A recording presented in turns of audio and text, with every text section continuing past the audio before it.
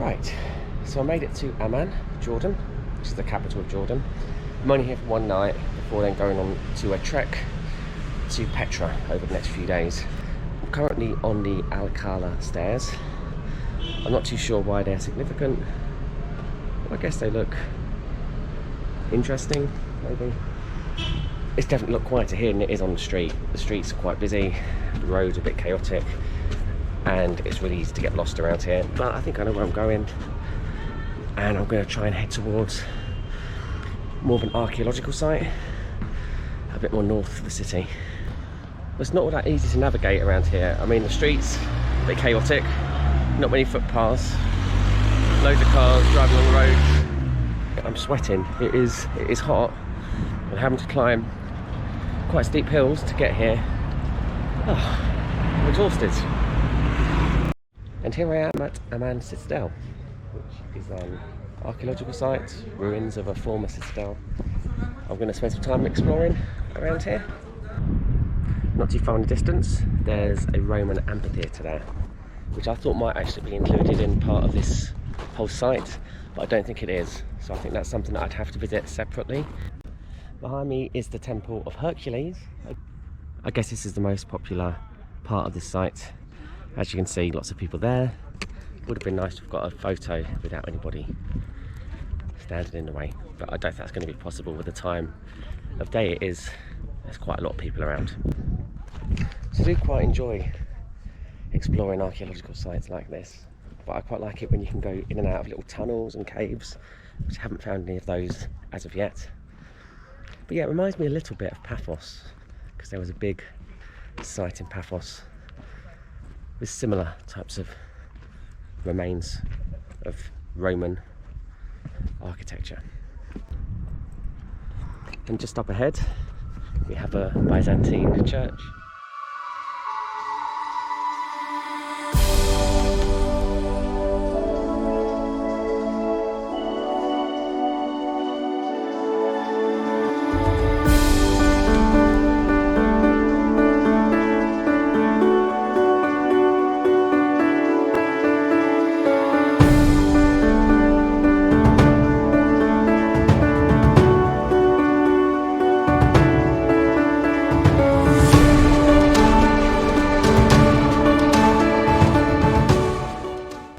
And just behind me now is the Roman amphitheatre in all its glory. So I'm going to try and head over there now. There's a little museum just at the side there, which is kind of about traditions, about how they used to get married, how they'd make rugs, milking sheep, and things like that. But I think the best thing here is the amphitheatre itself, and I think I'm going to have to climb to the top. I made it to the top. Didn't take too long to climb up, to be honest. It's a little bit uneven in places, but it's quite easy to get up here. There's a nice view of the amphitheatre below, and some nice views of the rest of the city, including where I've just been over here. That is the Temple of Hercules at the archaeological site. So I'm in Jordan for 3 more days, 3 more full days. I fly home on Saturday, and I'm just waiting for a driver to pick me up, who is going to be taking me to some of the more remote places in Jordan, including the ancient city of Petra. So I'm quite looking forward to that. A quick recap on last night. I matched with a girl on Tinder. She suggested meeting in a bar. Did a quick Google of the bar. There wasn't really any information apart from saying it was a family restaurant and bar, and I thought, okay, got a taxi there. As soon as I got out, I knew it wasn't right, because there was a big sign saying gentlemen. Not gentlemen's club, just gentlemen. But I thought, whoa, this isn't right. So I started to question what sort of place it was. She came out, I started to question. She got a bit funny with me, but I went in and we were sort of sat in an outside kind of bit, not quite inside the club. She ordered like some shisha. I ordered a beer, which was like 10 dinar, which is like about £12. She ordered what I thought was wine, but later on I questioned and asked her what she was drinking. She said it was champagne. On the menu it said this was like 50 dinar, so I think that's close to £60 what she was ordering. So she got through 2 of those very quickly, and I had a bottle of beer, and I wasn't even halfway through that by the time she'd finished these 2. I made an excuse to go into the toilets. When I was in there, I hid all my bank cards, most of my cash that was in my wallet. I tried to hide, left a little bit of cash in there. So if I was made to pay for anything, I claimed that's all I had on me. But I knew what they were going to do was to get me to pay for all her drinks that would have probably came to hundreds of pounds. So when I got back to the table, I was very, very quick. I just drank my beer really quickly. Said, look, you know, I've got to be up really early to go to Petra tomorrow. I put the money I owed for the beer on the table and I got out of there as quick as I could. And thankfully no one stopped me. I think she was quite surprised because it just happened like that and she wasn't really thinking about me doing that, I guess, and she was quite shocked, so she didn't stop me. The guys, because there were quite a few guys there that worked there, I don't think they saw me go either. So I managed to get out of there unscathed. There was an Irish pub about half an hour walk, 35-minute walk, which I got to in about 20 minutes for Sanctuary. Had a couple of beers there and then got a taxi home. But I know about these scams, it happens in Eastern Europe. I really should have been much more careful. I wasn't thinking, and it's kind of opened my eyes a little bit again to, as much as I do travel, and I've become quite good at travelling and I know what to look out for, and I did know straight away that I should not have gone in that place, and I shouldn't have done. Yeah, as much as I've sort of like gained a lot of knowledge through travelling and I'm quite good at it and I've got my head screwed on, I still seem to, I've probably got into a bit of a false sense of security in certain situations. I'm now at Shobak Castle, in the city of Shobak, although it looks like a very small city, and I'm basically in the middle of a desert. I don't know much about this place, but now I'm just going to walk around and explore. There seems to be quite a lot to explore around here. Some bits are a bit dangerous, so they're roped off.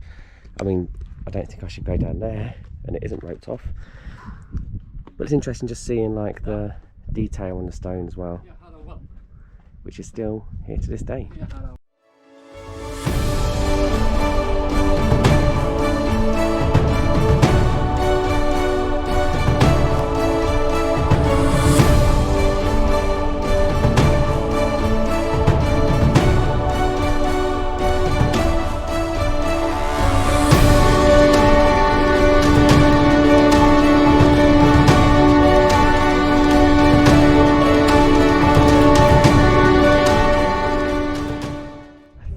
Time to move on to my next location, but before I go, that's the city just down there, and it sounds like there's prayers going on at the moment.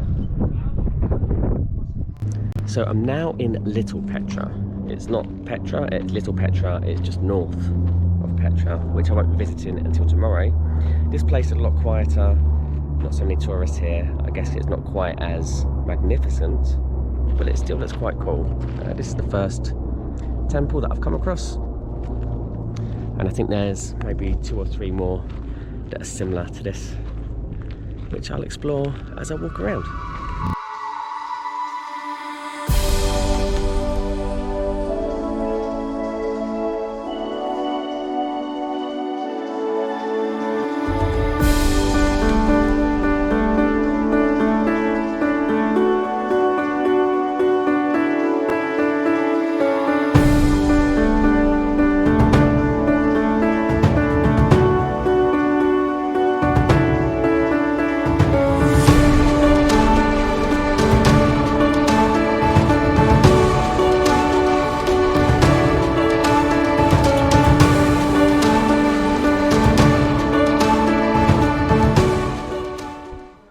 To admit, when I heard about Little Petra and I was going to be stopping here on the way, I thought it'd be a bit underwhelming compared to the real Petra. But honestly, it's pretty awesome. I mean,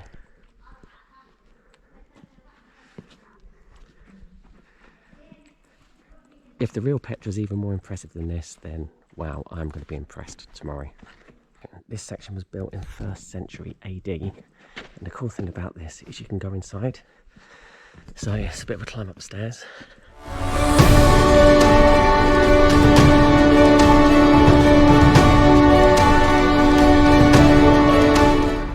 So I'm now in the town of Petra, not the ancient city, obviously, and this is where I'm staying for the night.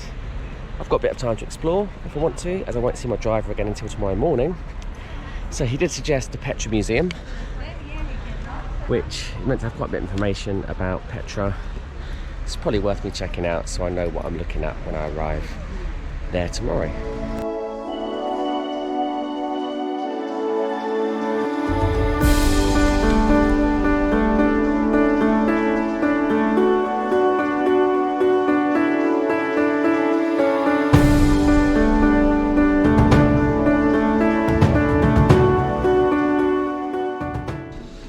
What's really interesting is I didn't realise the Romans had anything to do with it, but the Romans occupied Petra for a time. You can see from the different sculptures that were part of Petra, you can see many different Roman gods and deities and mythical creatures. It was interesting looking around in there. I don't think I spent enough time to read everything because there was a lot to take in, and I think there was so much to take in that I didn't understand everything. But one thing I do know is that there have been many different types of people that have occupied Petra, because you had obviously the Romans occupied it. Later on during the Crusades, the medieval period, a lot of the structure there was used as like defence positions when they wanted to go and attack Egypt. So I did buy a couple of souvenirs when I was in Amman, but I wasn't really sure of a really authentic souvenir, and the most authentic souvenir I could find was this. So I picked one up here in Petra. Whether or not I'm going to wear it when I go into Petra tomorrow, I don't know. I have to work out how to tie all this up because I don't think it's easy. But I could also wear it in the desert when I get to Wadi Rum tomorrow. Wow, look at that red sky.